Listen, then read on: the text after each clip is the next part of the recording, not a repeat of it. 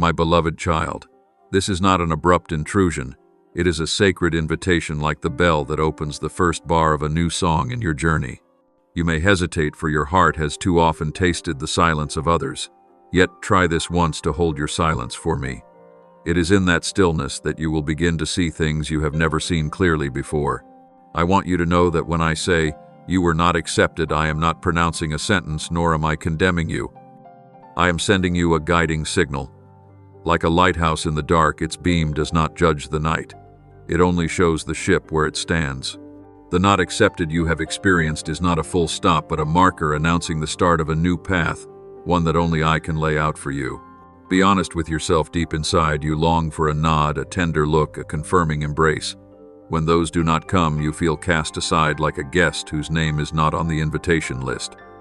I know that pain reaches the cells of your being and makes you ask repeatedly, "Is there something wrong with me?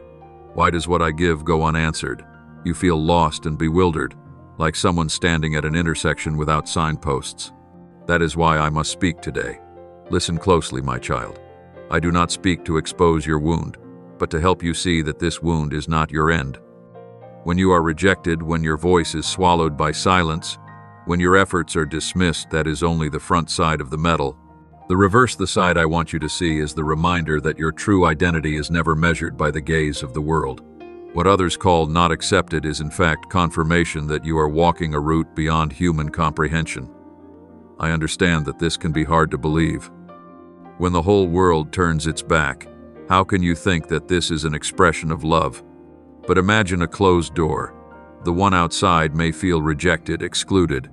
Yet that closed door keeps those inside safe, and it also spares you from stepping into a place that is not for you. In the same way, some social doors, family ties, friendships, or opportunities may shut before you, not because you lack value, but because I am protecting you from a path that does not fit your destiny. So when you hear me say, "You were not accepted," do not listen with the ears of shame. Hear with the ears of guidance. This is a compass, so you will not bind your worth to the fleeting favor of people. This is an alarm bell calling you back to the only unchanging source of affirmation, my love and my recognition. I do not promise that the feeling of being cast out will be easy to overcome. I know every silent tear you have shed, every long night you have turned over the question, why? Yet right now, I invite you to change your perspective. Regard rejection as a road sign, as my finger pointing elsewhere. If you cling stubbornly to the closed frame, you will never notice the new door that is opening. My beloved, what I want to plant in your heart at the very outset of this journey is a calmness. From confusion, you must step into a land of stillness, so that from there, you may be prepared to receive truth. You will discover that not being accepted is only a thin veil of mist. When the sun rises and the mist clears, you will see the path that was there all along. The pain you feel today is not meant to crush you, but to open your eyes to a deeper truth. Your worth does not come from the crowd, but from the one who formed you and calls you by name. Child of mine, I am not asking you for 11 minutes so I can tell you a fairy tale. I ask for 11 minutes to light a lamp in the dark room of your heart, so you may discern what is true and what is merely a shadow. The time has come for you to be no longer trembling at rejection, but to be composed enough to hear the true calling. I am the one calling you, not the world, and I do not call to condemn, but to begin. So take one deep breath, lay your burdens aside. Give me these 11 minutes so I can sow in you a new awareness. The world's rejection is never a final verdict. It is a signal, a sign that I am preparing for you, a route that is higher, deeper, and more worthy. When you recognize this, your soul will be set free. Confusion will turn into steadiness. Pain will be transformed into strength. And your heart, instead of waiting for the nod of approval from others, will learn to hear me say, "You belong to me forever." My dear one, now let me lead you deeper into a secret many never dare to open. The hurt you carry in your heart does not always come from direct blows. It is not always loud cries or obvious judgments. Sometimes it is like an invisible cut, no blood flows, yet your soul bleeds drop by drop. It is the glance that passes as if you were not there. It is the stifled silence when your words dissolve into the air without an echo.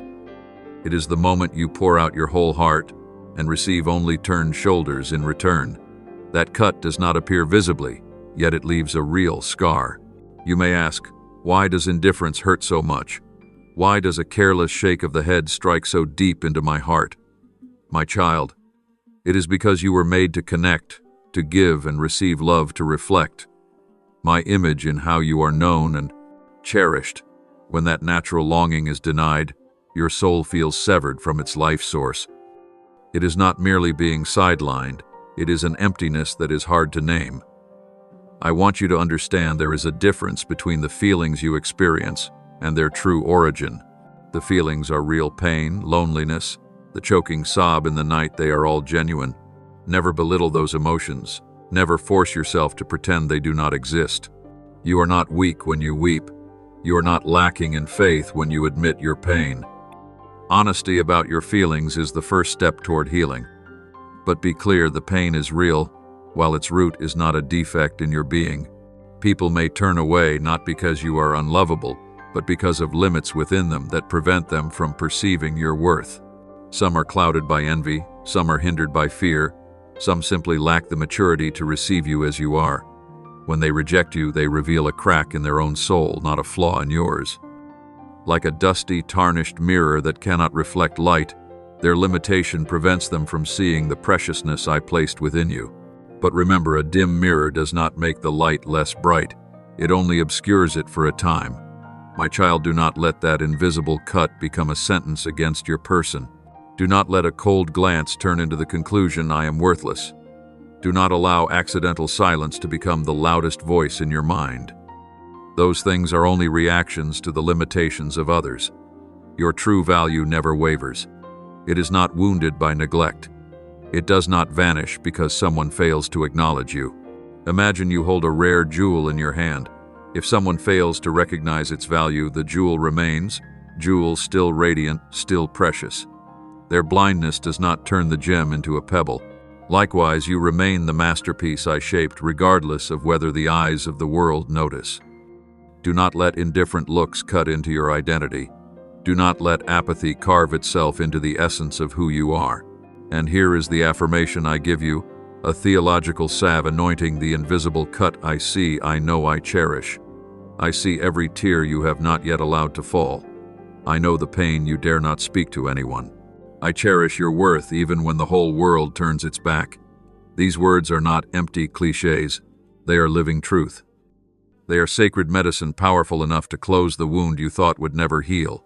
Whenever you remember a moment of rejection, listen for my whisper, I see. When you feel lost in the realm of the invisible, remember, I know. And when you wonder whether anyone values your presence, hold this in your heart, I cherish you. Repeat them over and over until they become a belt of protection, sheltering your soul from other unseen cuts.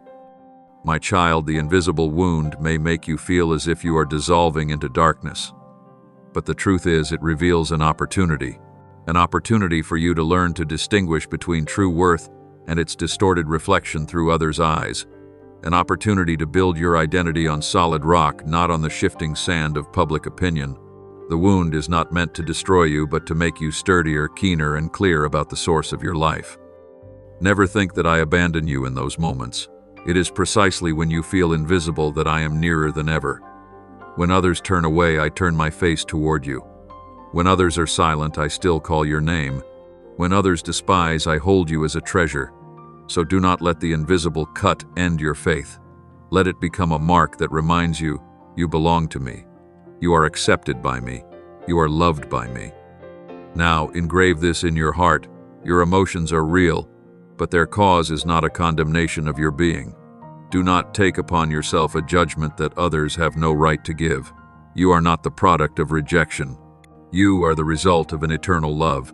The invisible wound will no longer steer your steps, for you have one who heals the unseen with sovereign power. Therefore, from today, when you sense a distracted glance, regard it as a mirror reflecting that person's limitations, not your value. When you hear silence in place of an answer, treat it as an opportunity to listen more closely to what I am saying. And when you feel ignored, smile, for I have never ignored you. On the contrary, I am continuing to write your story with lines of undying love. My beloved, the invisible cut is no longer a sentence hanging over you. It is merely testimony to a greater reality, that you are ready to learn to place your worth in the only place that never wavers. And I promise every wound will be transformed into a delicate stitch, woven into a glorious armor that helps you stand firmer, grow stronger, and shine brighter. My dear one, pause and reflect on what scale are you weighing yourself. Your heart longs to be recognized, yet often you place your value on the scale of public opinion, allowing every look, every word, every cool gesture of another to determine whether you are heavy or light. But child, that scale has been uncalibrated from the start. It has no true needle, only inconsistency and whim. Today they clap and praise. Tomorrow they turn their backs in silence. One moment they lift you high, the next they push you down. You will never find steadiness if you continue to entrust your identity to the fickle balance of the crowd. Remember, you were not made to be a slave to public opinion. You are not a blank page for others to write on as they please. You are the portrait I painted with my own hand, each stroke shaped by divine purpose. When you surrender your identity to the nods and shakes of the world, you allow them to erase the colors I bestowed. You make yourself into a puppet on a noisy stage, dancing only to applause and falling silent when the lights go out. But you were not made merely to exist in those fleeting moments of applause. Hear me, your true worth is weighed only on my scale. The holy scale is the sole standard, for it does not tip with fleeting feelings or bend to bias. It cannot be manipulated by the crowd or swayed by the fashions of the age. It measures you by the gaze of the one who named you at the dawn of creation. When you place yourself upon this scale, you will discover that your value was ordained long ago. No one can add to it, and no one can take it away. You are the exquisite work of the Creator, and no rejection can change that. Child of mine, change who holds the balance. Do not let those who stand at the gate decide whether you are worthy to enter. They may bar your way for a time, but they cannot lock the door I have appointed for you. I alone hold the key. I open, and none can shut. I shut, and none can open. Do not let your identity hang by the fickle lips of others. Fasten it to my steady call, the unchanging summons that reminds you you are chosen, known, and beloved.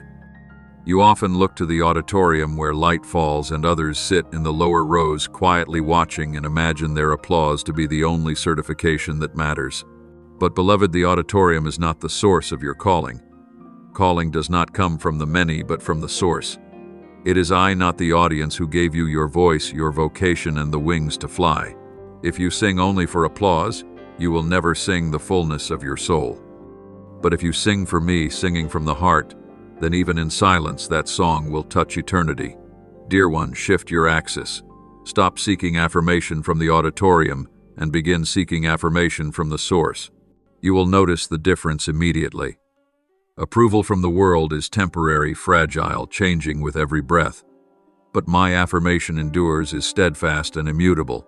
It does not come from comparison, but from unconditional love. It does not arrive in a judging glance, but in a gaze filled with mercy. It does not come from noise, but from the eternal whisper, "You are mine." I know there are times when you feel weak, when you long for a word of praise or a warm look.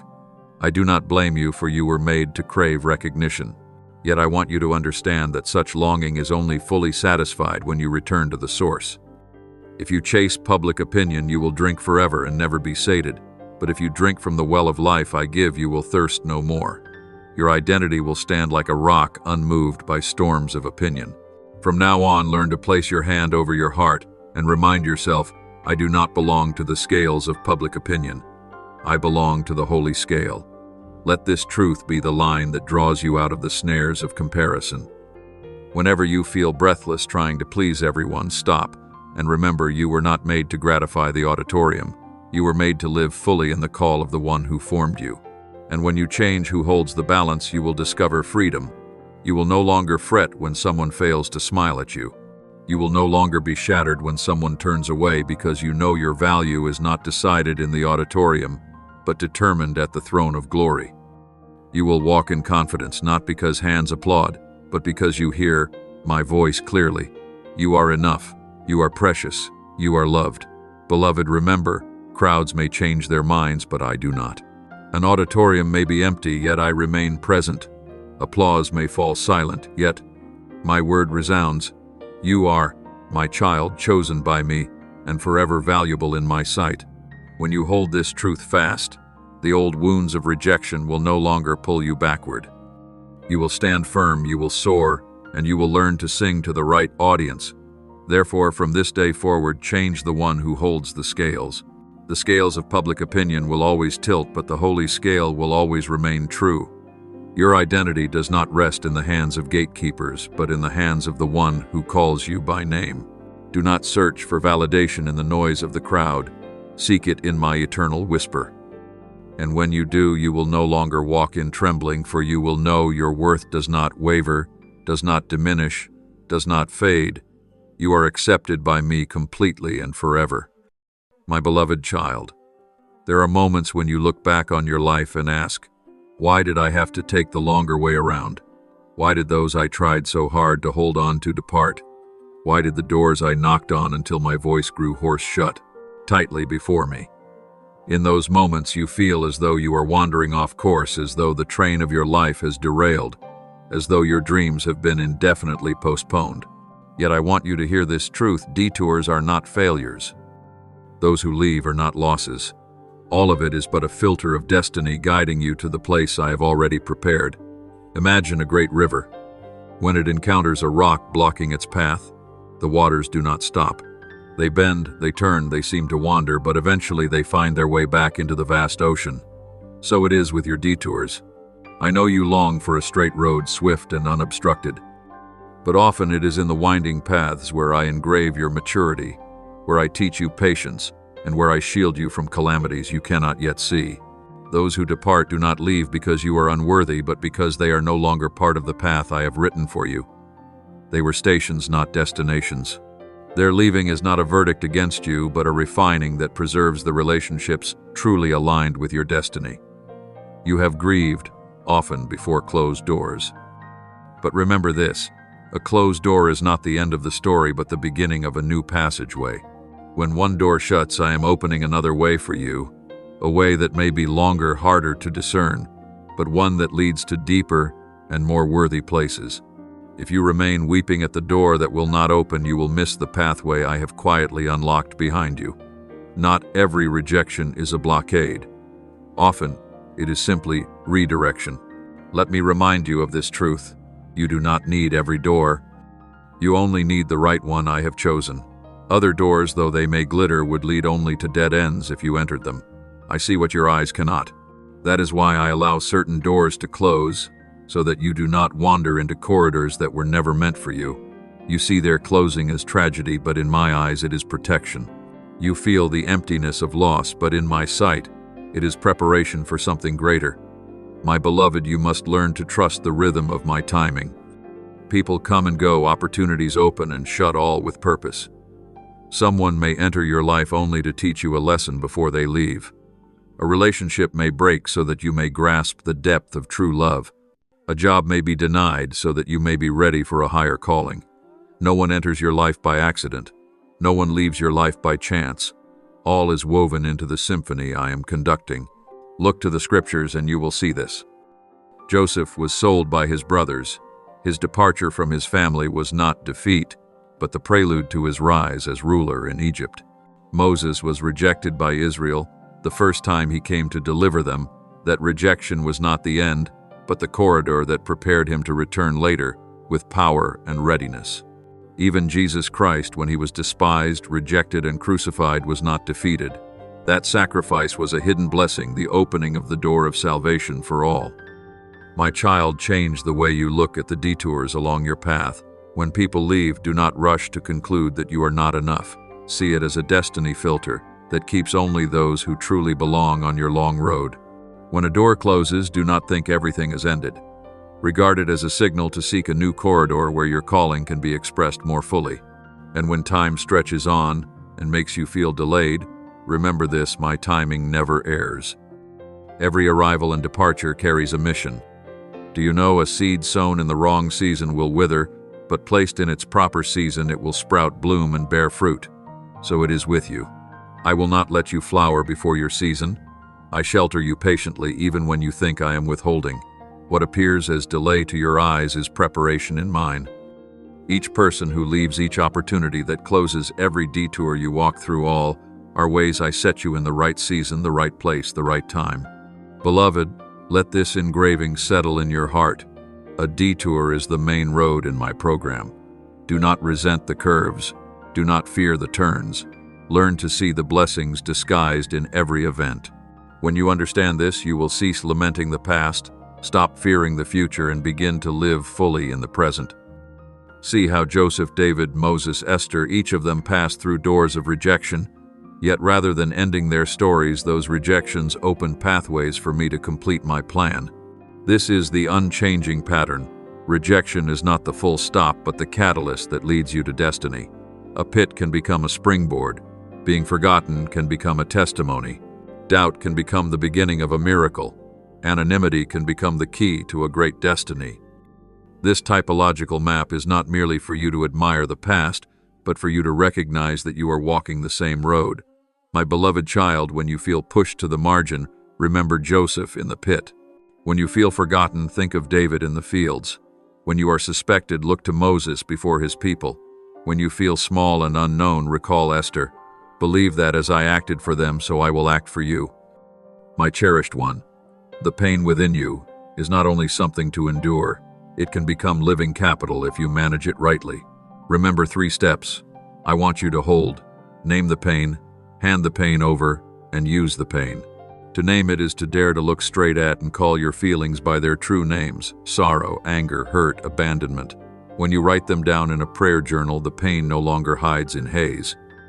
Then give it to me with a short prayer, or share it with a trusted person so you no longer carry it alone. Finally, use the pain as fuel for movement. Write the lessons you learned. Do a small act of help for someone, reconnect with a faithful friend, or establish a healthy boundary. Each time you repeat this cycle, the pain is deconstructed from burden. It becomes teacher from wound. It becomes capital for life. You need not compare yourself to anyone nor hurry. Practice patiently day by day. Trust that every tear is seen by me, every offering accepted by me, and every small step blessed by me. Pain will no longer be an ending, but the starting point of a new strength, a strength that does not come from being free of pain, but from how you have learned to live after it.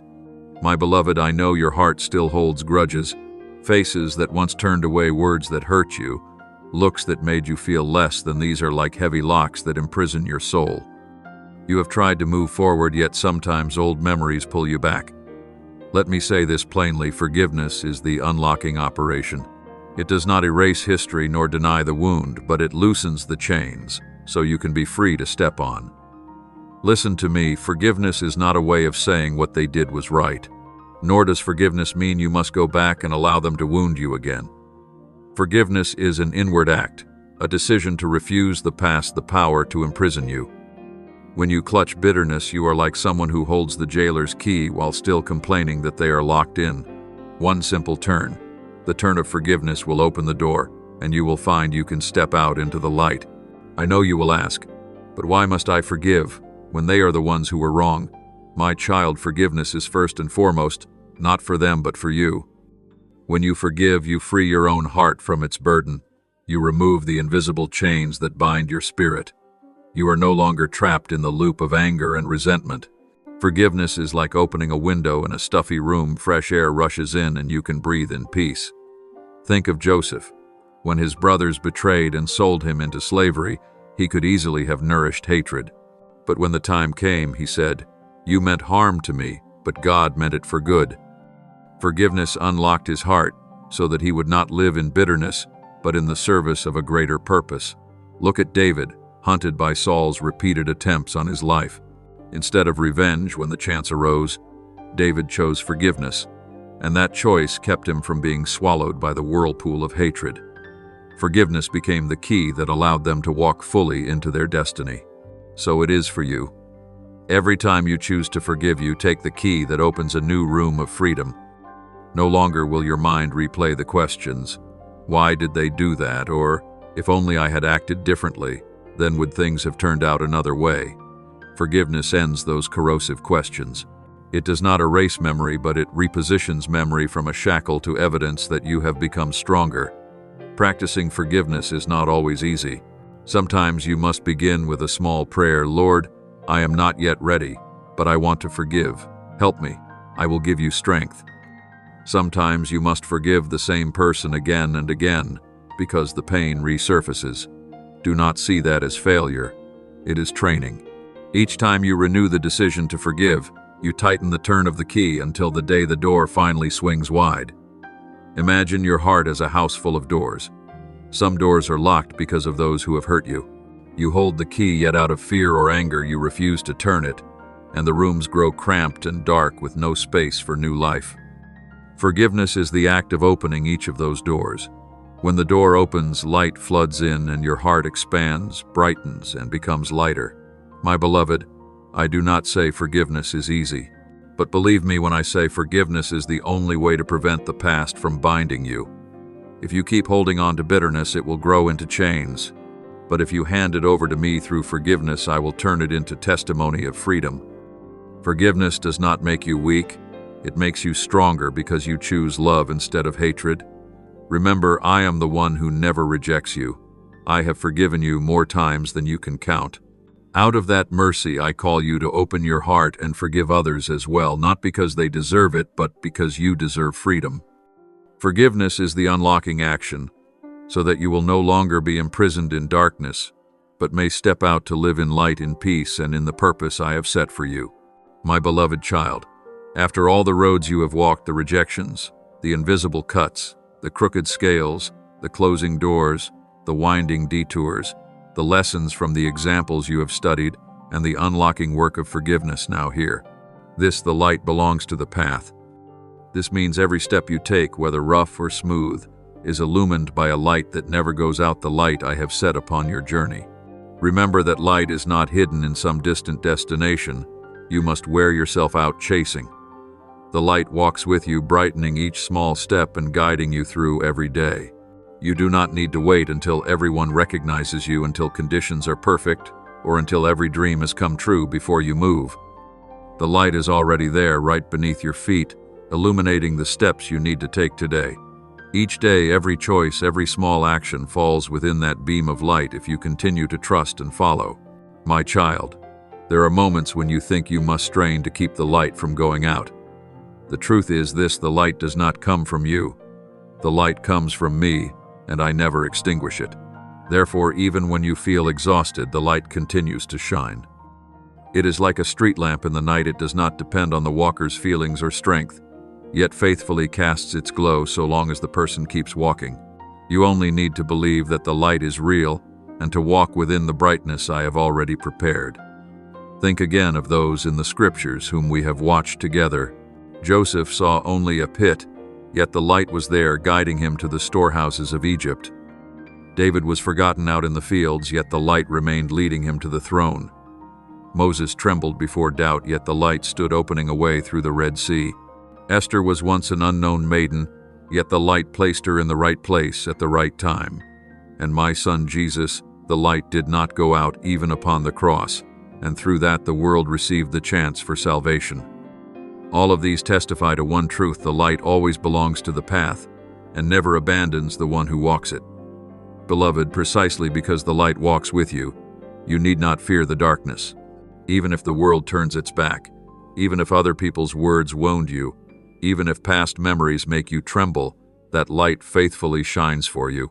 It reminds you that your worth does not come from human acceptance, but from my eternal choice. It whispers that each of your wounds is not wasted but is woven into the larger picture, and it affirms that you are never alone, for I am always with you. Let that light bring you peace. Peace is not because you have solved every problem, but because you know that even on an uncertain road the light still leads. Peace is not because everyone understands you, but because you know I always understand. Peace is not because there are no more trials, but because you know that every trial lies within. My light does not exceed what I permit, and always leads toward the purpose I have ordained. And my child, this light is not meant only to illuminate you. It is also so that you may become a light for others. When you take brave steps, you unwittingly shine for those groping in the dark. When you forgive, you teach others that freedom is real. When you turn pain into capital, you give others hope that they too can do the same. Your light does not originate from yourself alone. When you reflect the light I give you, become a lamp for the whole community around you.